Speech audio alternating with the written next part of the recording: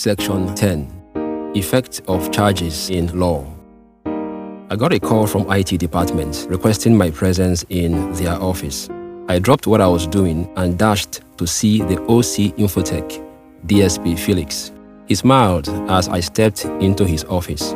He told me they had recorded a breakthrough in the search for my stolen phone as the device had become active. The IT team had been tracking the IMEI number, which became active after a SIM card was slotted into the phone. They tracked the phone number registered to the SIM, and a coordinate pointing out the location of my phone was generated with the help of the SIM. While we were at it, the AIG's orderly came in with a phone which he handed DSP Felix, stating that the AIG requested he retrieve some deleted video files from it. Felix immediately handed the said phone to his IT guys and told the orderly to return in an hour's time. The IT guys plugged the phone to a desktop computer, and before I could say jack, a series of videos registered on the computer's monitor. Then the IT guys clicked send to phone, and all the videos were downloaded back to the phone. About 45 minutes later, DSP Felix's phone rang. It was SP Mohammed, the AIG's PA. He requested for feedback on the status of the phone the orderly had brought earlier. Felix updated him. Then he asked Felix to meet him in the OC Legal's office. I was still wondering what the phone had to do with OC Legal when my phone started ringing. It was my boss, SP Mohammed. Meet me at OC Legal's office, he said.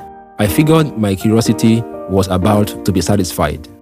Felix and I walked into a heated argument in the OC Legal's office. The complainants were 3 civilians who were connected to the said phone case.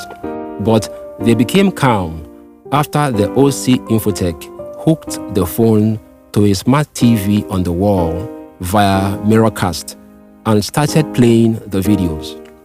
From the looks on the faces of the 3 people who had been involved in the heated argument, I could tell the young man amongst them was the owner of the phone. He was quite displeased at the present status of the phone. The remaining complainants, who were female, looked rather excited. Mohammed took his time to explain the mystery behind the phone and the deleted videos. I was right. The phone belonged to the young man, whose name was Udoka Anene. One of the ladies present was his cousin, while the other lady was his ex-girlfriend, who had reported a case of defilement to the police division at Festac, where they all lived.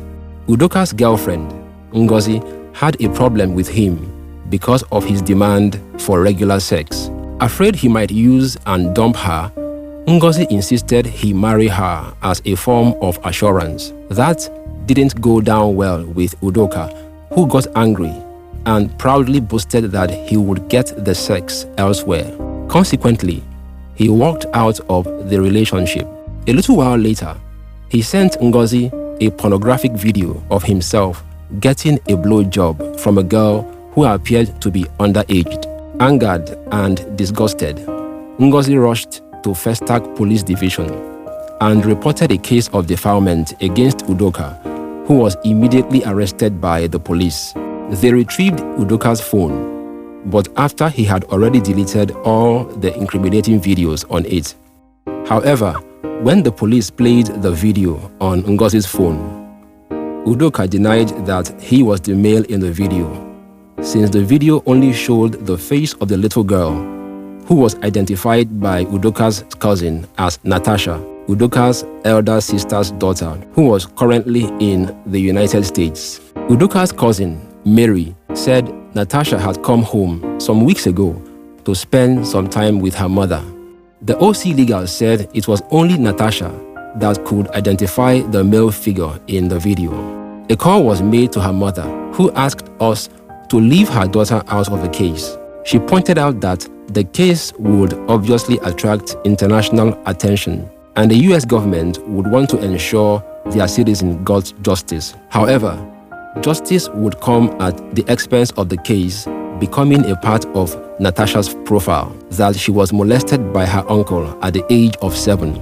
We lost our only key witness in charging Udoka for defilement, and this brought us to a dead end, as we had nothing to charge Udoka with in the Criminal Laws of Lagos State 2015. I requested for permission to contribute, as most officers there were my superiors.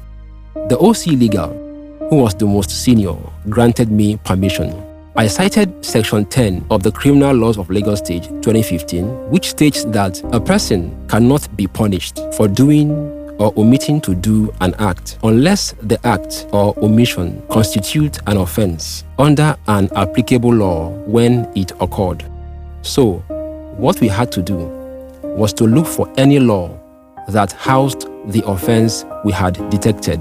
The IT unit was able to establish that since the pornographic video originated from Udoka's phone, we could charge him for cybercrime offense, which is a federal offense.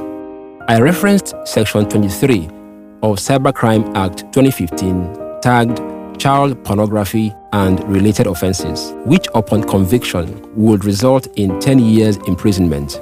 The OC Legal smiled and said to me, "Diko, you never cease to amaze me."